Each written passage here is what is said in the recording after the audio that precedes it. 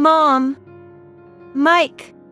One day, when I got home from school, my mom and my brother Mike, who were supposed to be at home, were nowhere to be found. Even as evening came, they didn't return, and to make matters worse, my dad didn't come back from work either. I hesitated for a moment as my hand touched the fridge handle. Normally, I wouldn't even dare to go near the fridge, let alone touch it, because my mom would scold me about wasting electricity. Overwhelmed by hunger, I finally opened the door. Inside, there were only condiments like ketchup and mayonnaise. Desperate to satisfy my hunger, I grabbed the ketchup and squeezed it into my mouth, but I ended up coughing from the strong acidity and sweet spicy taste. I put my mouth directly under the faucet and gulped down tap water. It didn't feel like it filled my stomach at all. Then, I heard a noise from the direction of the entrance. Mom! Thinking everyone had come back, I ran to the entrance, but standing there was my grandmother Susan. Mary! Weren't you supposed to be in Germany? Both my grandmother and I were surprised and looked at each other. Dad, Mom, and Mike all left for Germany just a while ago. I thought for sure you had gone with them. A mix of surprise, sadness, and anger was evident in my grandmother's expression. This is just too much. With a determined nod, my grandmother said, Mary, from today on, you'll live at my house. She smiled kindly and hugged me. My grandmother's arms were very warm. My name is Mary, and I'm in my 20s.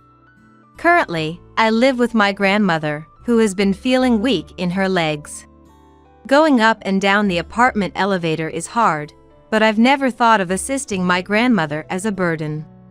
On the contrary, I feel a debt of gratitude towards her that I can never fully express. If it weren't for my grandmother, I don't know where I'd be right now. My family situation has been complicated since I was young.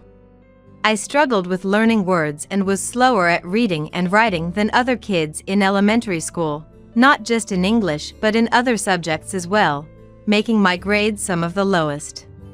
Both of my parents graduated from top national universities, and it seemed like they resented me for not being good at studies. Do Mom and Dad hate me? Mumbling to myself, I couldn't understand why my parents dislike me, and night after night, I would fall asleep crying. I have an older brother, Mike, who is 5 years older than me. Unlike me, Mike has always been quick to learn and has consistently achieved top-level results in school tests since he was young. He was even called a prodigy by our school and neighbors, and for our parents, Mike was a source of pride. My mother would always compare Mike and me, sighing and saying things like, "Because of you, our entire family feels embarrassed. Please, try to stay indoors as much as possible." She spoke in an unmistakably unpleasant manner. "I'm sorry, Mom." That was all I could ever manage to say in response. As test days approached, my mother would always kick me out of my room, claiming I'd disturb Mike, and place a cushion in the hallway for me. "You'll sleep here for the next few days," she'd say, but it was during the cold winter, and I shook my head, refusing. Seeing this, my father became furious. "Don't be selfish when you're so useless. Be grateful you're not kicked out of the house." And he yelled in agreement with his mother.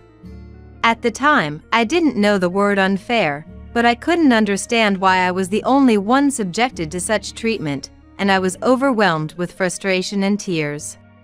My mother's harassment of me escalated, and eventually, she'd make me kneel in the hallway and say, "Eat this," as she poured dressing on vegetable peels meant to be thrown away as organic waste, forcing me to eat them. Meanwhile, my family enjoyed warm soup and conversations in the heated dining room. "Hey, Ben. Mike topped his class again in the recent test." "It's nothing. Thanks for sending me to a top-level tutoring center so I can focus on my studies. I appreciate it. Don't get ahead of yourself." Being top of the local school means nothing if you lose to a rival. You need to aim higher. I understand. I'll continue to work hard and stay focused on my studies. After finishing the vegetable peels, I held the empty plate and said, "Mom, I'd like some warm soup too." My mother glared at me. "Why don't you drink from the river?" she retorted, and then the three of them burst into laughter. Hearing my family's exchanges, all I could do was sit in the hallway, hugging my knees, enduring the hunger and cold, waiting for dawn to break. In those times, there was one person who became my ally, my paternal grandmother. She used to live far away but moved into a nearby vacant house to start a handicraft class because her previous home was too small. When I returned home from school, she'd beckon me with a smile. "Welcome back. Did you have fun at school? I've prepared some snacks for you, come eat." As dusk began to fall and I watched my grandmother start to prepare dinner from behind. "Mary, you should be heading home soon. Isn't your mom waiting, preparing dinner for you?" She noticed my gaze and turned around to ask. I shook my head vigorously from side to side.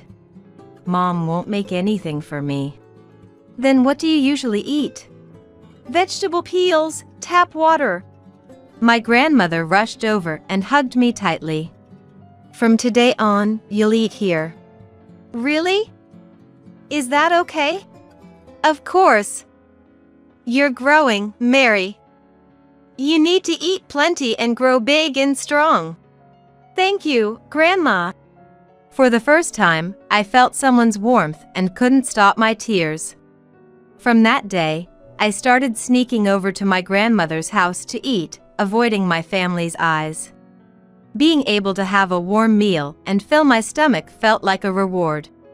Things that seem ordinary now were a joy for me back then. Students began flocking to my grandmother's house for the craft class she started. Neither my grandmother nor her students ever treated me as a nuisance, but I made sure to keep to a corner of the room and quietly draw so as not to disturb anyone. I feared nothing more than being disliked by my grandmother, for then I would have no place left at all. Somehow, drawing allowed me to forget the unpleasantness around me. One day, knowing my situation, my grandmother stormed to my parents' house and yelled, "What are you thinking? Not feeding her properly? Mary is your child too." My father just frowned in annoyance and locked himself in his room, leaving my mother to deal with it, who replied with a sigh, "Punishing bad grades is part of parenting. Don't interfere with our educational methods." They didn't listen at all. Worse yet, after my grandmother left, I was scolded severely by my parents. "Why did you tell Grandma such things? I came back from work tired and all you do is just cause trouble." "That's right. You're already useless. Don't make things harder for us." "I'm sorry." With a heavy heart, all I could do was apologize, pushing down the feelings of injustice. "From tomorrow, stop going to Grandma's. Your presence embarrasses us in the neighborhood," I was harshly told. Feeling dejected, I encountered Mike as I walked down the hallway, just as he came out of his room. "You've got it easy, always free to play." "I have to study because I'm capable, which makes my days busy and hard." Thinking it was a taunt, I didn't reply but glared back at him angrily. Then, one day, "A friend of mine works at an educational institution in Germany. I mentioned Mike to him, and he suggested we let Mike attend a university there." "Wow, university? But Mike is still in elementary school." "Don't worry. Regardless of age, those who are capable can aim for the top. With Mike's abilities, skipping grades is a certainty. Besides, it would be a waste to keep Mike in a low-level education through middle school and high school. It'd be like throwing tuition money down the drain." "That's true. For someone of Mike's capabilities, aiming higher is essential for his future." Understood. Let's plan to move as a family soon. Thank you for doing this for me. Dad, Mom. While overhearing the conversation about moving abroad, I was seized by anxiety. I can barely read and write English. How will I manage to communicate in German after moving to Germany? Won't I just be a burden to my family in Germany? I stopped Mike as he was about to return to his room. Mike, I'm scared of learning German. That's not something you need to worry about. Mike scoffed and locked himself in his room. I couldn't grasp the meaning behind Mike's words. Does it mean that even if I can't understand German, my parents and Mike will help me? Trying to think positively seemed futile given my family's treatment of me up to now. Then, one day after returning from school, I searched the house. Mom! Mike! But my mother and brother were nowhere to be found. Evening came, and not only did they not return, but my father didn't come back from work either.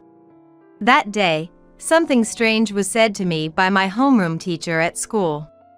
Will your dad and mom come to pick you up later? The teacher asked with a puzzled look, but I couldn't understand what she meant and was at a loss for words. What did that mean? Was it that my parents were going to take me somewhere? But no matter how long I waited, none of my family returned. Hesitating for a moment, my hand touched the fridge handle. Normally, I wouldn't even dare to go near the fridge, let alone touch it, because my mom would scold me about wasting electricity. Overwhelmed by hunger, I opened the door. Inside were only condiments like ketchup and mayonnaise. Desperate to satisfy my hunger, I grabbed the ketchup and squeezed it into my mouth, but coughed due to the intense acidity and sweet spicy taste. I put my mouth directly under the tap and gulped down water. It didn't feel like it filled my stomach at all. Then, I heard the door opening from the entrance. Mom! Hoping everyone had returned, I headed to the entrance, but standing there was my grandmother. Mary! Weren't you supposed to be in Germany? Both my grandmother and I were surprised and looked at each other. Dad, Mom, and Mike all left for Germany just now. I thought for sure you had gone with them. My grandmother's expression was a mix of surprise, sadness, and anger. This is just too much. With a determined nod, my grandmother said, Mary, from today on, you'll live at my house. She smiled kindly and held me in her arms. My grandmother's embrace was very warm. And so, I came to live with my grandmother. When I got home from school and said, I'm home, my grandmother would respond with a cheerful welcome back from inside the house. That was what I cherished the most. Sometimes, while I was sleeping, I would dream about my parents and brother leaving me behind and going far away. And when I woke up, I would find my pillow wet with tears. To me, who had forgotten how to smile after being abandoned by my family, my grandmother said, Those people are not your family. From now on, I am your family. Every night, she would hug my trembling body tightly. Thanks to her, I stopped having scary dreams. Teacher, I'm looking forward to today's lesson. My grandmother's craft class was popular, and many students came. On days when there was a class, I quietly drew in a corner of the room, careful not to be in the way. I really wanted to play more with my grandmother, but didn't feel it was my place to ask too much. If my grandmother grew tired of me, I would have no place to belong. I didn't want to lose a family again. After the class ended and the students had left, my grandmother, with a broad smile, said, Mary, thank you for waiting. Shall we have some ice cream together? She took out the ice cream she had bought from the freezer and handed it to me. Grandma, this is delicious. Of course, the ice cream itself was sweet and cold, but what I loved most was spending time eating it with my grandmother. Trying to extend these moments, I ate my ice cream slowly, until eventually, it melted and dropped to the floor. I'm sorry. Grandma! I thought she would hate me. I apologized reflexively, trembling. If it had been my mother next to me, I would have been punished by now. But my grandmother just laughed and didn't get angry. Instead, she gently patted my head. Don't be scared. Everyone makes mistakes. More importantly, Mary, keep smiling. I love your smiling face the most. After that, I gradually began to regain my smile. After dinner and a bath, when I was ready for bed, my grandmother would teach me to read and write almost every night. This letter is written like this. Now, you try. I tried to imitate the letters my grandmother wrote, but at first, they were crooked. Don't rush. With daily practice, you'll gradually get better. My grandmother's teaching method was very clear, and my fear of words gradually disappeared. After a few years, I had grown to be able to read and write enough for daily life. I got praised by the teacher for my book report. That's wonderful, Mary. One day, as I quietly drew while watching my grandmother's craft class as usual, a student who had gotten up for a break approached me from behind and peered at my drawing. Mary, you're really good at drawing. Hearing this, the other students gathered around and looked at my drawing, echoing similar cheers. With just a pencil, she can draw this accurately? She might be a genius. Especially the expressions on the faces and the lines of the clothes wrinkles are too realistic, almost at a professional level. At that moment, I was drawing my beloved grandmother. I thought the students were just exaggerating to be nice to my grandmother. I was simply transferring what I saw onto my sketchbook, nothing more. After the class ended and the students left, my grandmother looked closely at my drawing. Those people earlier were a bit exaggerated, weren't they? I laughed, but my grandmother looked at me seriously. Not at all. You might have a talent for drawing, Mary. I was skeptical, but then... Wow, Mary, that's amazing. I remembered being praised in school art classes by teachers and peers. I had thought they were just being kind to me because my family had abandoned me. Actually, I had no idea how much talent I had for drawing. Am I really that good? Yes, you are. Mary, you have a promising future. I know someone who runs an art class. Would you like to learn there? Yes, I'd love to. It was my grandmother who gave me a clear goal. 12 years had passed since then. Mary? It's really you. We're fans of your work.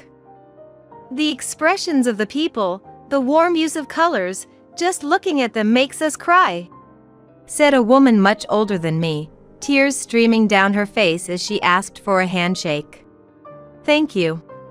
I replied with a wry smile, shaking her hand and posing for photos with a smile. Thank you so much. We're looking forward to your future works, Mary. The gallery was bustling with people every day. I had succeeded as a contemporary realist painter. Mary, you have a TV appearance scheduled for this evening, so we need to start getting ready soon. Understood. But wait a moment. I stopped my manager and looked down. A little girl was desperately reaching out for a handshake. Thank you. Have you always been supporting me? The girl smiled but didn't speak. A woman, presumably her mother, hurried over and picked up the girl. I'm sorry. She's not good with talking to people. It's okay. Don't rush her. I used to struggle with writing myself.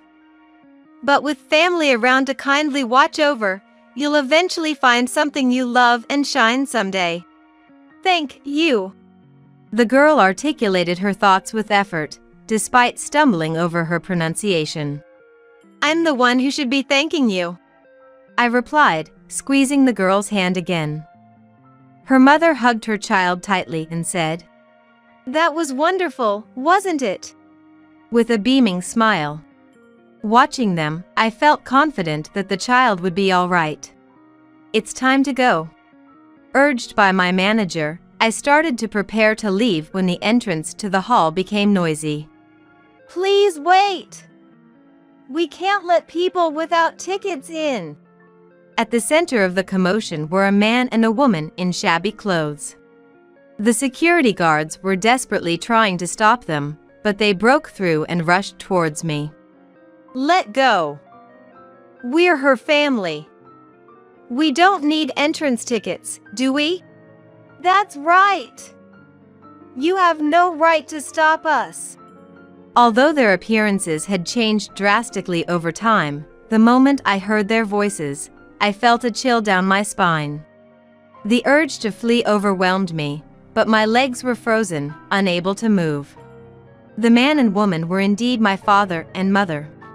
It's Dad, you remember, right? Mary? I'm so happy to see you again.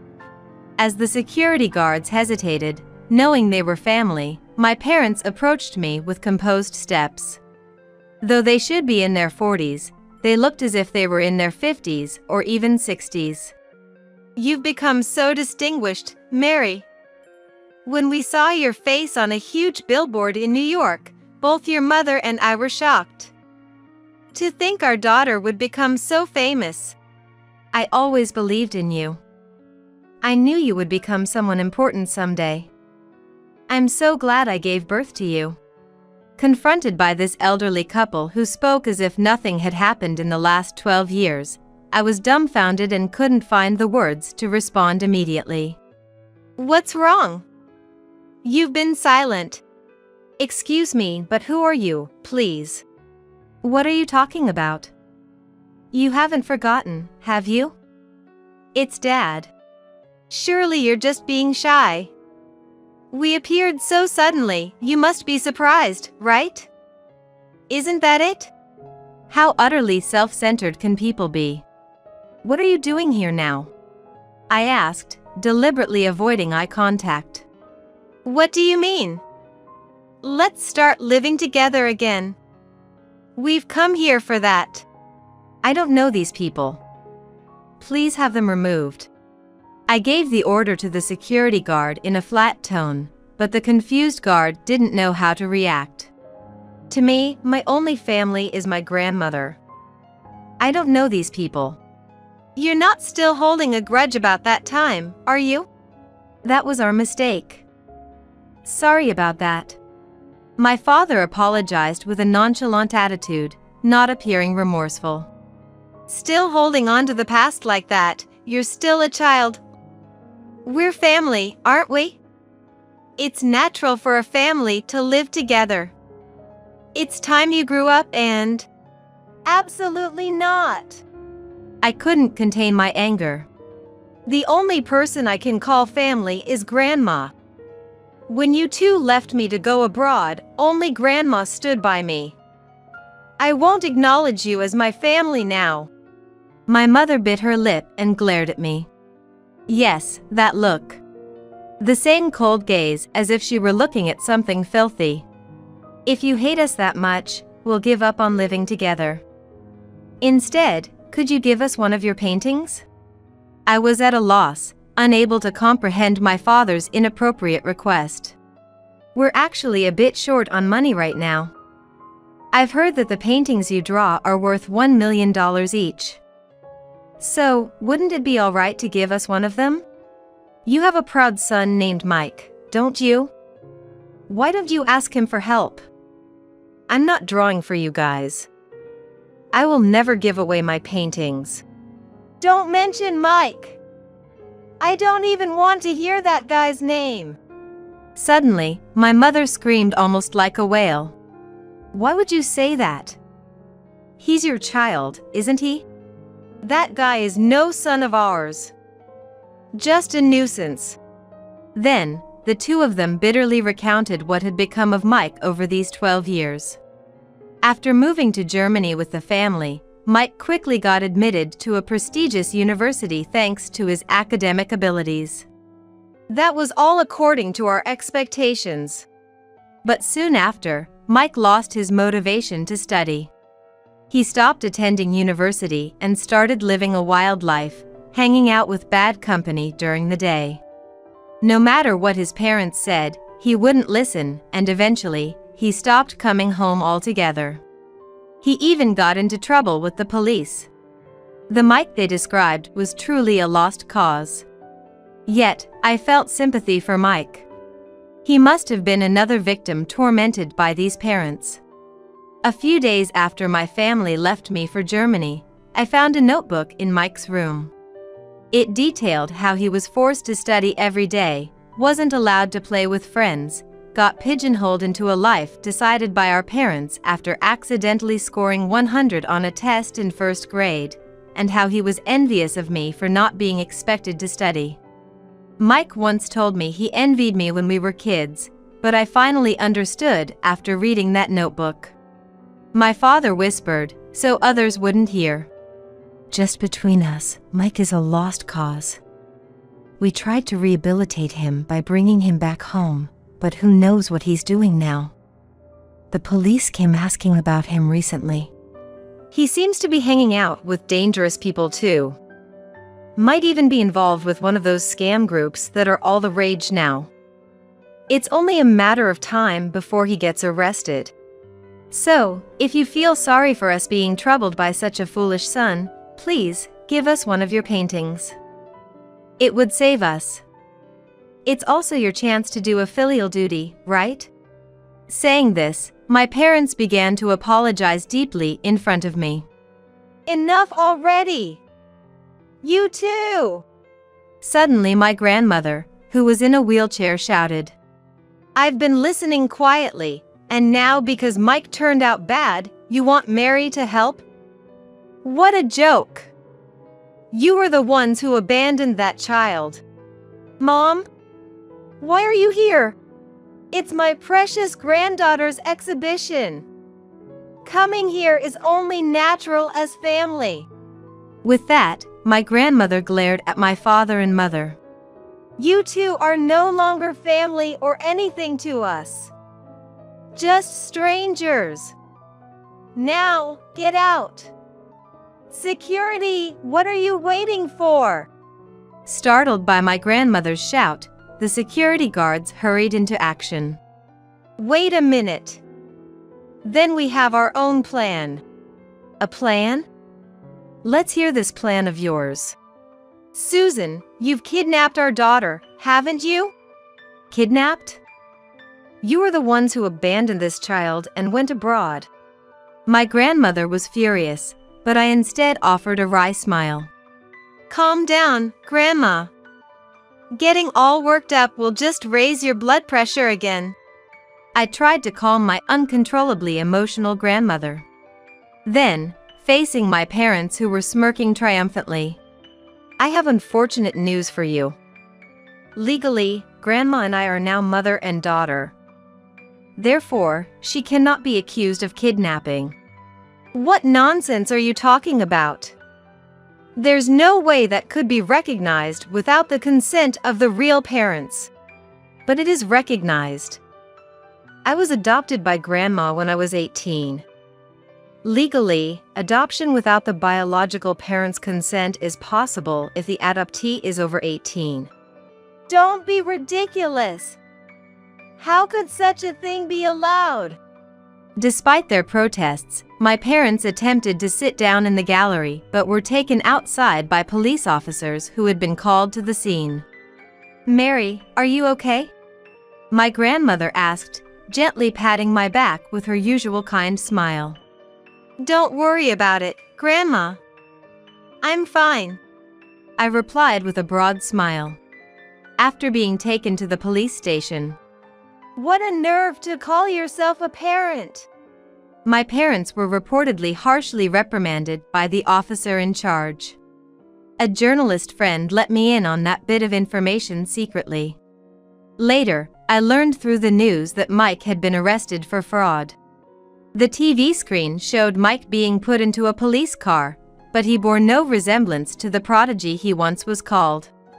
My parents ended up being responsible for a significant amount of compensation for the crimes Mike committed, and reporters crowded in front of their house daily. Help us out! We're your real parents, aren't we? He's right. Don't you remember that I gave birth to you? My parents kept showing up at my home and studio, saying such things. Considering the future, my grandmother and I decided to move to a high-security apartment where my parents couldn't easily reach us. I'm sorry for making an elderly person like me your responsibility. Not at all. I'm very happy. After all, everything I am today is thanks to you, Grandma. Recently, my grandmother began to fall ill frequently. I hugged her as tightly as I could. I love you, Grandma. Though she had become much smaller, she was as warm as ever.